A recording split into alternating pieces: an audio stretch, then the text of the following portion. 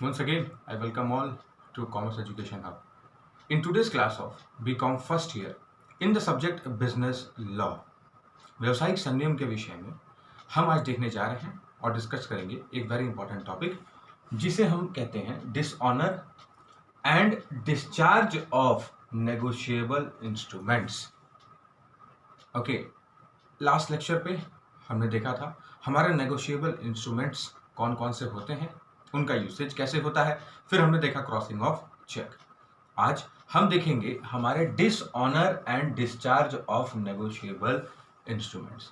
Dishonour means when the instrument, कोई भी हमारा नेगोशिएबल इंस्ट्रूमेंट, प्रॉमिसरी नोट हो, बिल ऑफ एक्सचेंज हो या फिर आपका चेक हो, तीनों में से कोई भी आपका या ऑल द थ्री भी हो सकते हैं, ये सारे नेगोशिएबल इंस्ट्रूमेंट जब प्रेजेंट किए जाते हैं बिफोर द बैंक या फाइनेंशियल इंस्टीट्यूशन, क्यों प्रेजेंट करेंगे आप? पेमेंट के लिए। आपको बिल ऑफ एक्सचेंज आप दिए किसको? बैंक को, फॉर पेमेंट। अगर चेक होगा, चेक के पेमेंट के लिए। प्रॉमिसरी नोट है, प्रॉमिसरी नोट के पेमेंट के लिए। अप्रोच आप किसको करते हैं? बैंक को। बैंक में भी आपके पास में दो हैं, एक कमर्शियल बैंक और दूसरी है आपकी प्राइवेट बैंक्स। सो ये जो हमारे बैंक के पास जब हम उस नेगोशिएबल इंस्ट्रूमेंट को लेकर के जाते हैं कि साहब हमें तो पेमेंट करवाओ, तब क्या होता है? यहां देखिए, इट इज नॉट एक्सेप्टेड। ठीक है, जब वो एक्सेप्ट ना हो या फिर not paid. Not paid bank के माध्यम से होगा, ठीक है, इसे क्लियरली आप समझ लें। नॉट एक्सेप्टेड आगे हम देखते हैं। यानी कि इन शॉर्ट जब हमारा नेगोशिएबल इंस्ट्रूमेंट रिजेक्शन पर आए, यानी कि जहां ना ही वो एक्सेप्ट हो रहा हो और ना ही उसमें हम पेमेंट पा पाए। इफ द क्रेडिटर और the debtor refuses to make the payment और एक्सेप्टेंस प्रोवाइड ना करे, ठीक है, दोनों ही केसेस में यहां पर डिसऑनर के लिए दो कंडीशंस का फुलफिल होना जरूरी होता है। कौन कौन सा? नॉन एक्सेप्टेंस और नॉट पेमेंट। ठीक है, सो सबसे पहले हम देखते हैं आपका नॉन एक्सेप्टेंस और दूसरा हो गया आपका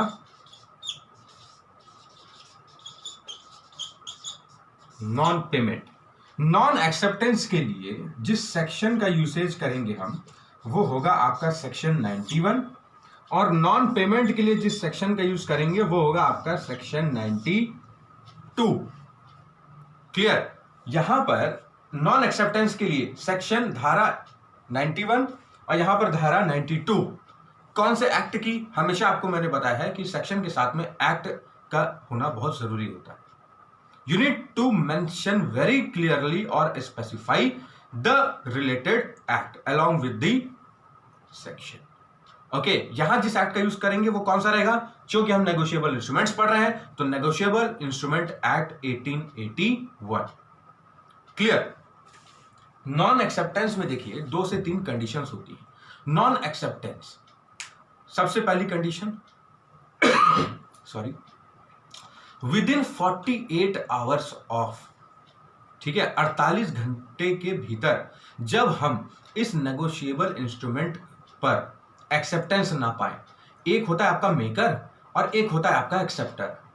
ठीक है, जब दो पार्टीज के बीच, ठीक है, दो व्यापारियों के बीच जो सामंजस्य बैठा हुआ है कि भाई हमने आपसे ये माल खरीदा, अब आप इसका पेमेंट करें, तो वो उस पेमेंट के लिए कहता है कि भाई मैं इतने समय बात करूंगा, या मैं अभी कर रहा हूं तो मैं दूसरे माध्यम से कर रहा हूं, जो भी XYZ प्रॉमिसरी नोट हो या आपका बिल ऑफ एक्सचेंज हो या आपका चेक हो।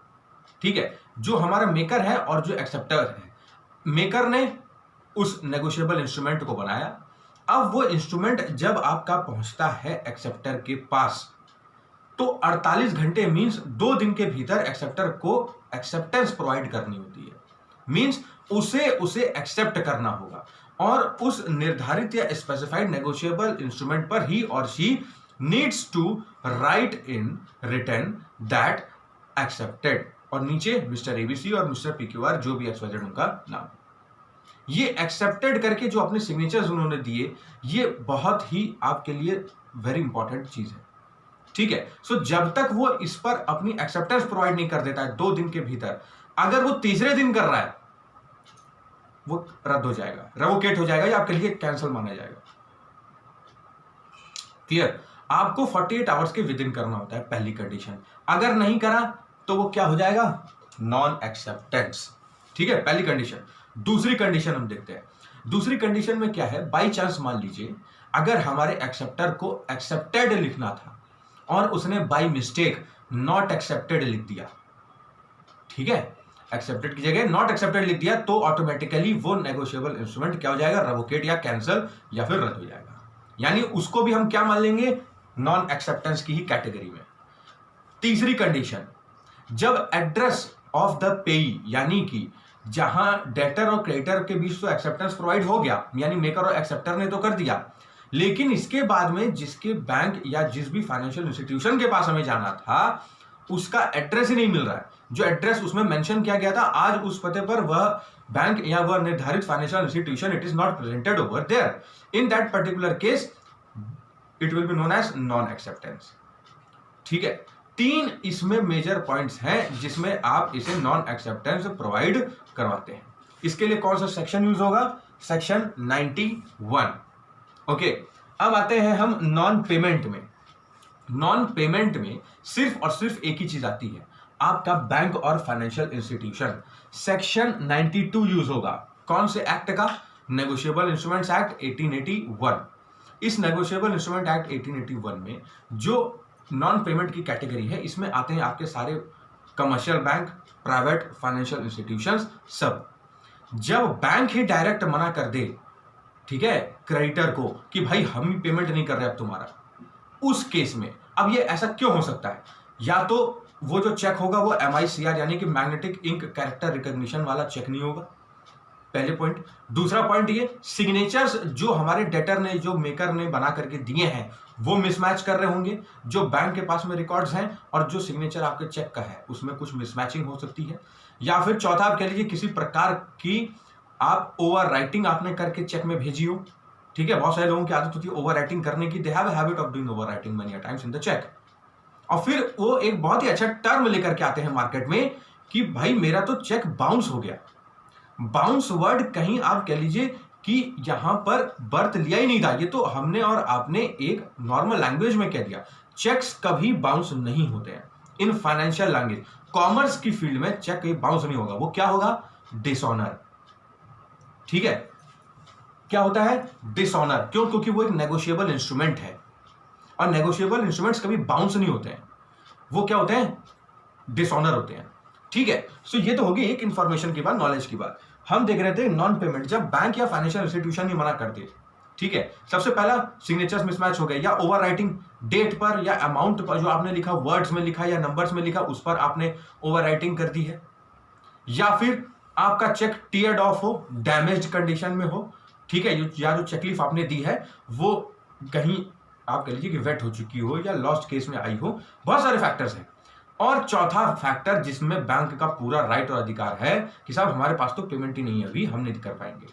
आप गए थे 15 लाख रुपए का पेमेंट लेने कैश में या अपने अकाउंट में डेबिट करवाने के लिए, उन्होंने मना कर दिया। सो इन दैट केस क्या होता है? Non payment. यानी कि सेक्शन कौन सा यूज होगा? 92। अब ये तो हमने देख लिया कि चलो हमारा नेगोशिएबल इंस्ट्रूमेंट डिसऑनर हो गया और साथ ही साथ उसे हम जानेंगे डिस्चार्ज भी। लेकिन यहां पर एक चीज आपको करनी होती है, वो है नोटिस, यानी कि notice of dishonour. Notice of dishonour में जिस सेक्शन का यूज हम करते हैं वो रहता है सेक्शन 93। कौन से एक्ट का? Negotiable instruments act 1881। इस निर्धारित धारा में आपको यह कहा गया है कि जो भी होल्डर है उस पर्टिकुलर मोमेंट में, यानी कि whoever may be the holder of that specified negotiable instrument, उसको क्या करना होगा? एक नोटिस भेजना होगा। किसको? बिजनेस से रिलेटेड उन दोनों डेटर और क्रेडिटर, यानी कि जो हमारा मेकर है उसको भी और हमारे एक्सेप्टर को भी, डेटर को भी और क्रेडिटर को भी, ठीक है, नेगोशिएबल इंस्ट्रूमेंट, ठीक है, the holder of that specified negotiable instrument should send notice to whom? Debtor and creditor, यानी कि मेकर और एक्सेप्टर दोनों को। अब ये नोटिस कौन भेज सकता है? देखिए, अगर नॉन पेमेंट का केस है तो बैंक भेजेगी, क्योंकि बैंक ने मना किया था, ठीक है, पेमेंट के लिए। रीजंस मैंने आपको बताए, हाईलाइट किए। तो उस केस में एक ब्लूप्रिंट तैयार करके, एक कवरिंग लेटर लगा के एक नोटिस भेज दिया जाता है कि भाई क्रेडिटर को भी और डेटर को भी, जिसने वो चेक मेकअप किया या कोई भी नेगोशिएबल इंस्ट्रूमेंट, प्रॉमिसरी नोट हो, बिल ऑफ एक्सचेंज हो, चेक हो, दे आर 3 टाइप्स, कोई भी हो सकता है। तो इस केस में डेटर और क्रेडिटर, यानी कि ये दोनों कौन है? एक है हमारा मेकर और दूसरा है हमारा एक्सेप्टर। इस केस में आकर के वो नेगोशिएबल इंस्ट्रूमेंट क्या हो जाता है? डिस्चार्ज। इसीलिए हमने यहां पर लिखा था डिसऑनर एंड डिस्चार्ज। डिसऑनर हमने देख लिया, डिस्चार्ज का मींस नोटिस भेजने के बाद उस नेगोशिएबल इंस्ट्रूमेंट की वैल्यू नील है, और वैल्यू जब नील हो गई तो अब आप उसका नोटिस भेजने के बाद उसको आप डिस्चार्ज कर देंगे, यानी रिटर्न बैक कर देते हैं। या अगर बैंक का राइट है तो बैंक उसे अपने पास भी रख सकता है, या कोई भी फाइनेंशियल इंस्टीट्यूशन अपने पास में रख सकता है।